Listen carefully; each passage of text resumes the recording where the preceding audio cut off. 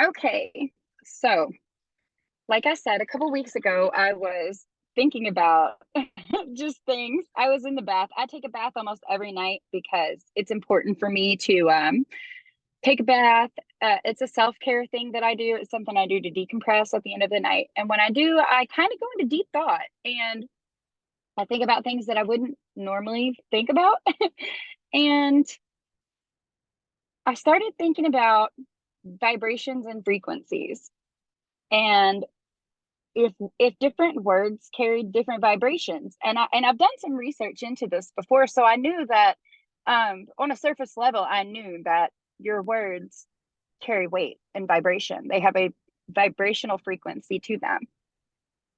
And I started thinking like, okay, but how do we speak? Like with our voices, of course, but like what do we use? Like how do we audibly use our voices when we talk, or like even inside of our heads when we like have that internal dialogue? How do we use our voices, um and what gives us the ability to speak, like physically? What gives us the ability to speak? And so my thought process was like, well, our voices, like, we have vocal cords, and then I thought, well, how does that work? Because I mean, I understand the physiology of it to an extent, but I'm not like, I don't have a doctorate or anything. I'm not a scientist. So um I wanted to look into that more and understand more what goes on inside of our bodies when we talk, like what is our voice box? What are vocal cords? Like, what do they do? Why are they there? Why do we need them for us to be able to um talk, like to produce sound and these weird sounds that we have that come out of our mouths that, see, it's kind of alien. Like when you really think about it, we have language, but like there are different languages. And if somebody were sitting next to me right now speaking like Czech, I wouldn't understand a word they were saying. But you know what I would understand? I would understand if they were yelling. I'd understand if they were laughing. I could understand by the tone and inflection of their voice, or, without even looking at them, not even using body language or facial expressions. If I were sitting next to someone who was really upset, it wouldn't really matter what language they were speaking in, because they would have a certain inflection in their voice and tone of voice. If they were annoyed, if they were happy, if they were bored, if they were scared. And so when I was thinking about that, I was thinking like, in all of those emotions, we know that when we go through very tough emotional times in our life, it can affect us physically. Stress can affect us physically. Stress causes our bodies to produce a hormone called cortisol, and it's very, very toxic for your body. Not only is it bad for your skin, your hair, your nails, it's also really bad for your immune system. It can cause like brain fog where you can't think straight. It can even cause people in very extreme cases to have stroke-like symptoms, where they stutter, or they can't remember words, or they can't write down things, or they might know in their head what they're thinking. Like, people can go through an amount of trauma and stress in a situation that, when they do like fMRIs on people, it actually mimics the same symptoms and presents the same way physically as a stroke patient. And so, that also branched off into a billion different thoughts. And I wanted to know like what parts of our body are actually involved in our voices, like how it comes out, right? So I looked up and I have it written down, so I'm gonna read it just because I want to make sure that I get it right, and I want to make sure I'm giving you guys like factual information here. So there are three systems that work together to make our voice: our respiratory system, our phonatory system, and our resonatory system. And in those three systems, we have a lot of different parts of our anatomy. Actually, I did not realize how many parts of our anatomy there were in those three systems that were responsible for what I'm doing right now, just talking to you guys. Our respiratory system includes our lungs, our rib cage, our chest muscles, the muscles in our throat, our diaphragm, our windpipe. Our phonatory system includes our larynx or our voice box, and that's where sounds are produced. And behind our larynx or our voice box sits our vocal cords, which are actually, I think, like medically known as vocal folds. They're called vocal folds. They're not actually cords, they're folds in the muscle, and that those cause us to produce sound. And then our resonatory tract is also known as our vocal tract. And that includes like our throat, our nasal passages, our sinuses, and our mouth. And so all of those systems and all of those parts of our anatomy work together with our brain to send a signal to our body so that we can articulate sounds and words. And that to me is so amazing. Like just the thought of that, that there's like what, 1, 2, 3, 4, 5, 6, 7, 8, 9, 10, 11, 12, 13. There's like 13 different parts of our anatomy that make us talk. And that's just scratching the surface of what we are as humans, you know, in this body. So like a basic explanation of how we talk is like we breathe in, and then as we push the air out, it passes through our larynx and it vibrates our vocal folds. And then it carries the sounds of vibration through our resonatory system or the vocal tract. And then we use our mouths to articulate that sound into different words. And so our vibration and hertz when we talk. So like I was thinking about this, right? And when I read this, it struck me. We have a resonatory system, which means that it resonates. It resonates the vibrational sounds we are making. And that hit me. And then I was like, so that means, you know, we have pitch, right? And pitch is also known as frequency. So people who sing, they have different vibrations, different hertz, different frequencies and pitches. And like extremely slow speaking, our vocal cords vibrate about 60 vibrations per second when we speak extremely slow. When we are speaking really fast, or if you're an opera singer, or you're yelling, or you're excited, your vocal cords can approach 2,000 vibrations per second. That's per second. And like, that's a lot of vibration. And men generally vibrate their vocal cords anywhere from 90 to 500 hertz at an average of about 115 hertz in a relaxed state. And women's vocal cords can vibrate from 150 to 1,000 hertz. And that average is about 200 hertz in conversation.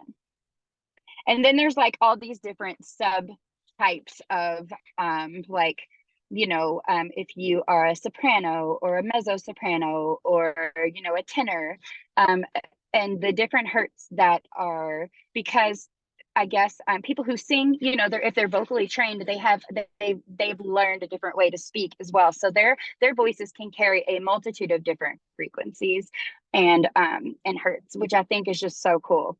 But what made me think about this was like when it hit me that we have a resonatory system and vibration of our vocal cords. So physically, if you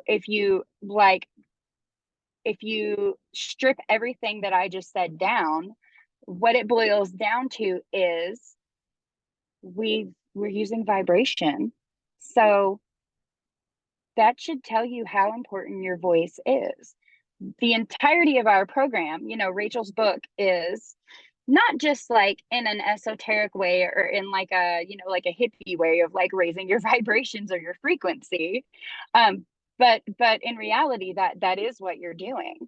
And I think it's so empowering to come to a realization that we can use our voices. I can use my voice and you can use your voice.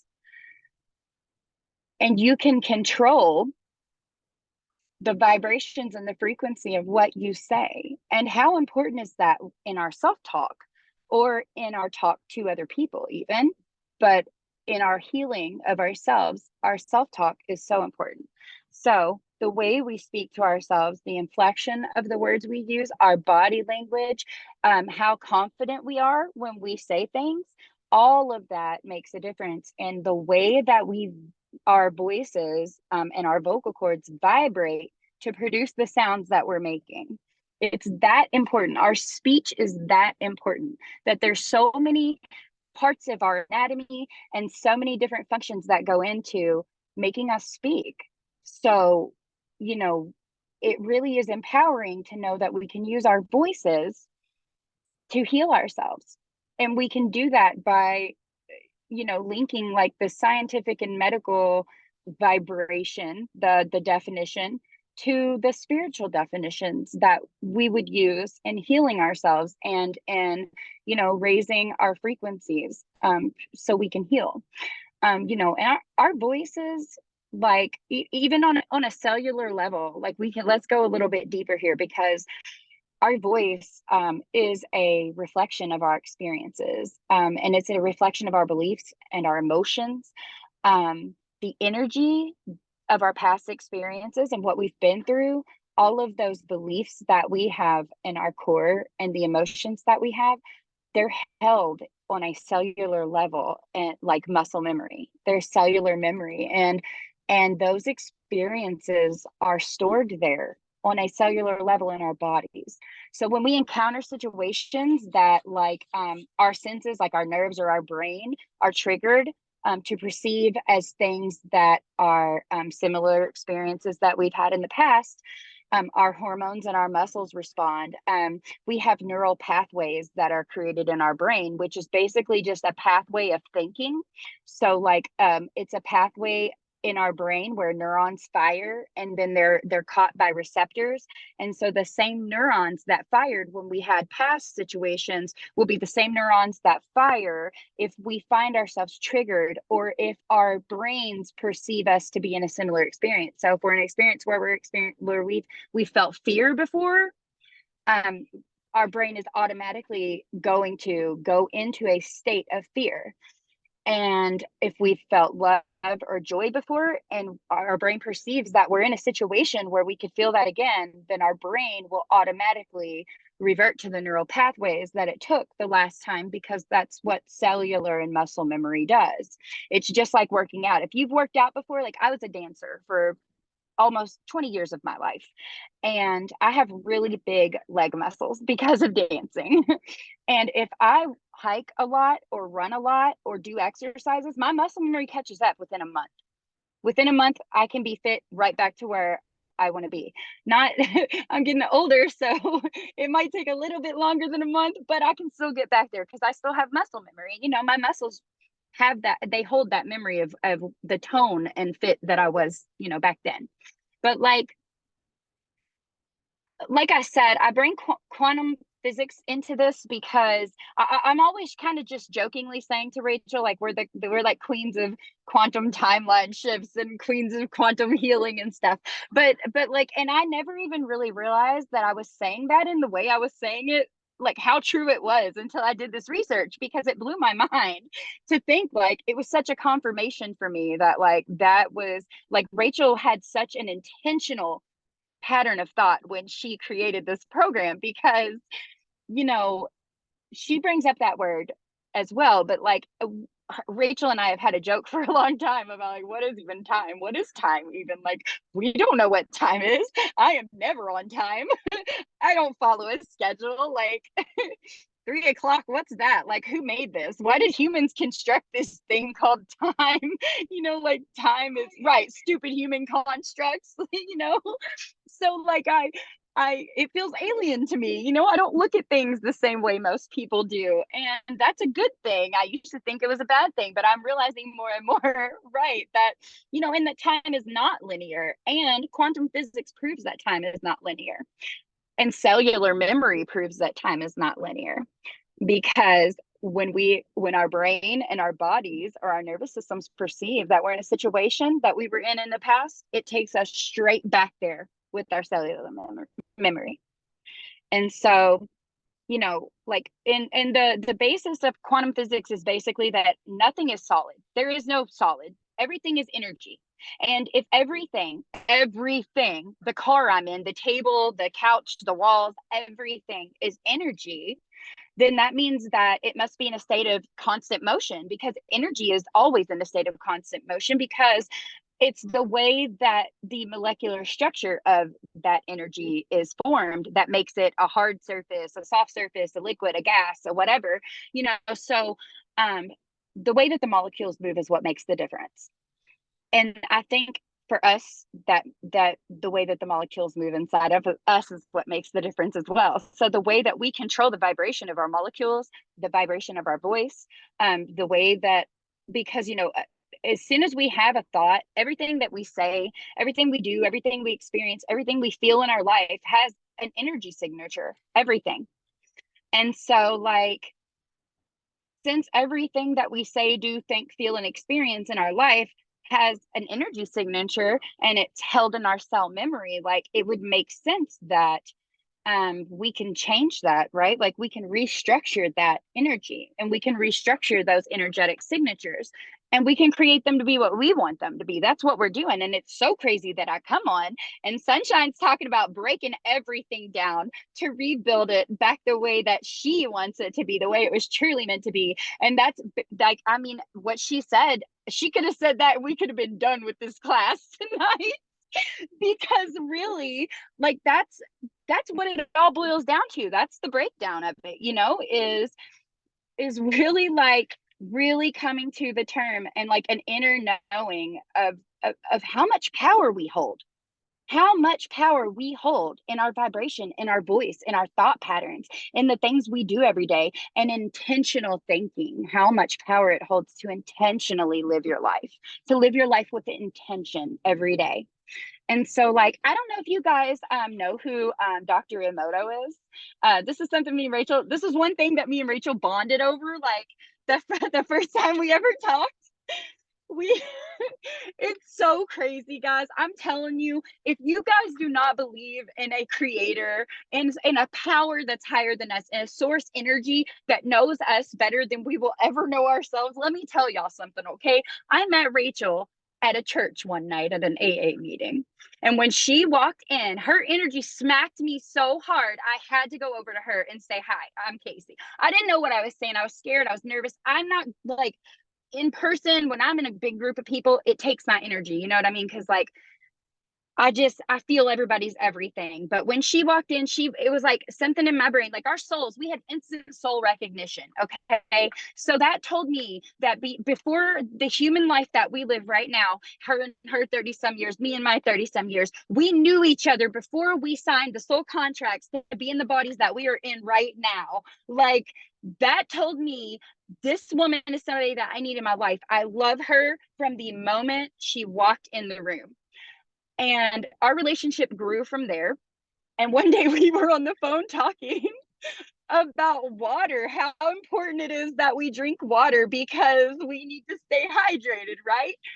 And I think I might have said, I don't remember who said it, doesn't matter, but she either said it or I did it. And I was like, well, I put my water in a glass and I use a dry erase marker and I write, like, my goals are, like, good words on my water, because, like, I'm putting my intention into it, which is something I've always done. My grandma taught me that. She was a gardener. She loved to plant, she loved to grow things, she liked to grow her own food, and she would always tell me to put my intentions and my love, to pretend like I was giving my love through my fingers into that dirt, and, like, I knew what she meant at a young age. So I thought, well, if it could work for the plants, because it's got to work for my water, right? And I'm trying to get some self-love up in here. So, like, I'm gonna drink every bit of that water. And I don't remember who it was, but we found out that we were both doing the same thing at the same time, right? And we started talking about the Hato water and how, like, Dr. Emoto did these experiments on water. And it's really crazy. Like, it's really crazy because it blew my mind then, and it still blows my mind now. And I think about it every day. There's not a day that goes by that I do not think about Dr. Emoto and water. And there's a bunch of research that's been done around Dr. Emoto's experiments, and some researchers like this lady wrote a book, I think Dr. Pert, she wrote a book called Molecules of Emotion. And it's about how receptor molecules of our cells literally vibrate. Like in her book, she talks about how these cells, the receptor cells in our bodies, how they wriggle and shimmy, and they even have a hum, like a resonance to them, while they wait to connect to the other vibrating molecules and cells in our body. And then when they connect to the right molecule, when they connect, because they're receptor cells, they're waiting to receive, when they connect, they morph into the right shape to fit the element that they need to match in our body.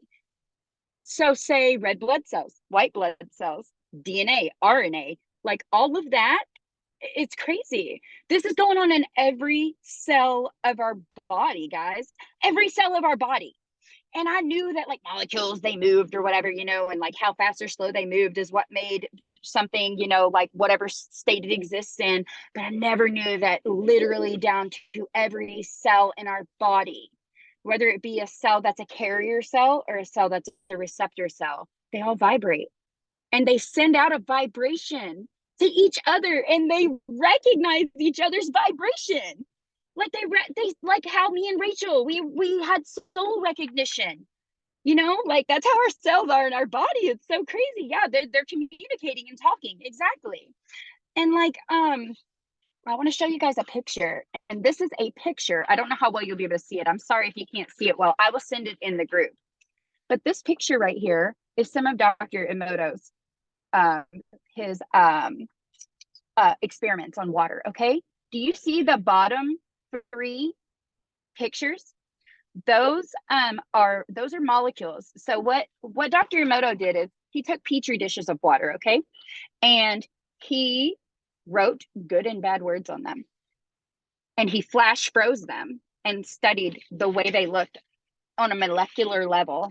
And do you see how crystalline and perfect those bottom ones are, and how disfigured and like dysmorphed the top ones are? So the bottom ones down here, the words on them are thank you, love and gratitude, and harmony. And you can see what perfect geometric crystalline structures they are. And the ones on the top are evil, you fool, and you disgust me. And you can see how damaged the molecular structure of that water is and how powerful it is. And that's just writing, okay? That's not even speaking. That was just writing the words on a petri dish and flash freezing it. So I think that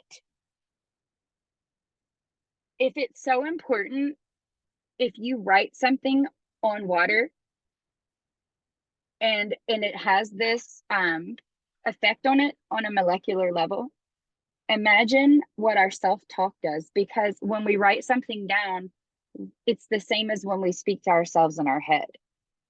When we talk to ourselves negatively or we criticize ourselves, to a cellular level, we're hurting ourselves. And the neural pathways that we're creating are ones of distrust in ourselves, fear of ourselves, because we're giving our brains that perceived reality of fear and hatred or you know, negativity. So like it hurt me so bad that I cried when I thought about that, because I don't hate me. I love me, and I'm grateful for me, and I love my life, and I'm grateful for my life. So why would I talk to myself like that and harm myself in that way?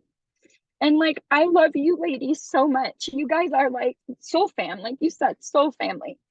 So I want to pour so much love and healing into you ladies on your journey, because you do the same for me, and because I love every one of you. I love every one of you on a cellular level. And you guys, I want you to love you on a cellular level too, because you're so worth it. And you know, when we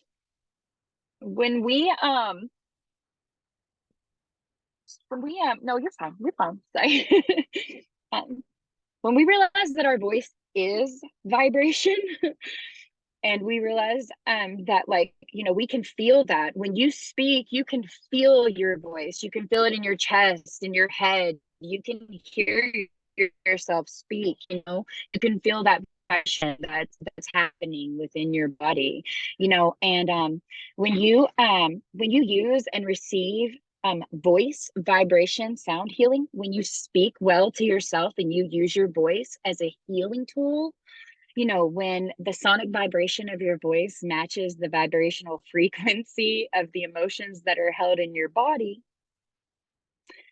you can recognize, you know, frequencies that set off like a physical reaction in your body. You know when you are being triggered. That's what PTSD is, you know. When we're being triggered, sometimes we have what are known as coherent and incoherent triggers, which means conscious and subconscious, basically. Like some that we know about, that we're aware of, and some that we really don't even know we're aware of.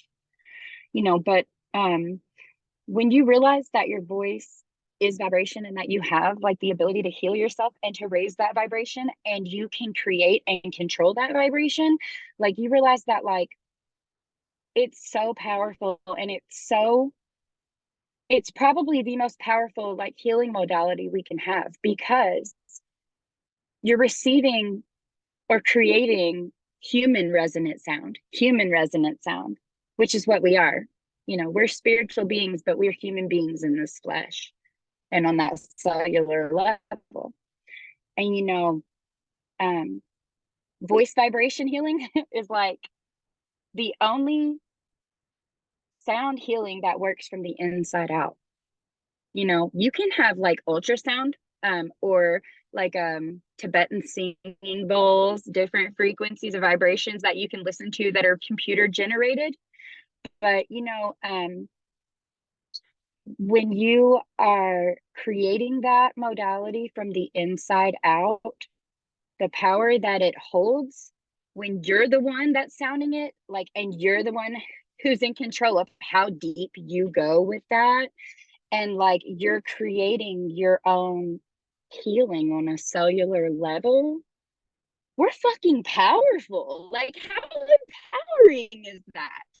It's like mind-blowing, right? Like, it makes me so excited. It gives me chills from head to toe, because just talking about it is like changing me on a cellular level. And it's crazy to me. Like, what I'm learning about being changed on a cellular level is like literally happening in my body as I'm learning about it. And I had to share it with you guys because it was something that hit me so hard. And like, it's just something that, like, you know, when you start to raise your vibrations externally, but then you realize you're raising them internally as well, and you start setting off like positive emotional reactions and positive physical reactions, you're putting a smile on your own face because you really are feeling yourself, you know, like, you know you're a bad bitch, you know you got it, right? Like, you're setting off like physical reactions, but they're good ones, they're not bad ones, right? When we can start to replace those neural pathways that we've made, because, you know, not only have a lot of us been subject to trauma, but we traumatized ourselves, and we didn't even mean to. We just didn't know any better at the time. But we know better now, so we do better now. And part of doing better is using our voice and advocating for ourselves, to ourselves, you know, and raising those vibrations and using the vibrations that we are given from our source to really heal ourselves and others. And that's just so powerful to me, and it's so empowering to me. And just a couple other things that I want to hit on, that because I did a lot of research, like weeks worth. But a couple other things that I want to touch on is that you know, like along the same line of thoughts, like everything that we perceive like is an expression of a vibration. Okay. The expression of the vibration is just how we perceive it, consciously or unconsciously. And so, you know, our bodies, I say that it's changed in a molecular or cellular structure, but that's literally what our bodies are. They're molecular structures that vibrate at a very high rate of speed already. You know, and if we think about like in our brains, how our brains are like a hub, right? They're like an electronic, like, you know what old operator stations used to look like when they had the big switchboards, you know? You might have seen them in cartoons or something, but like that's what our brains are like. They're like big operating switchboards for our bodies.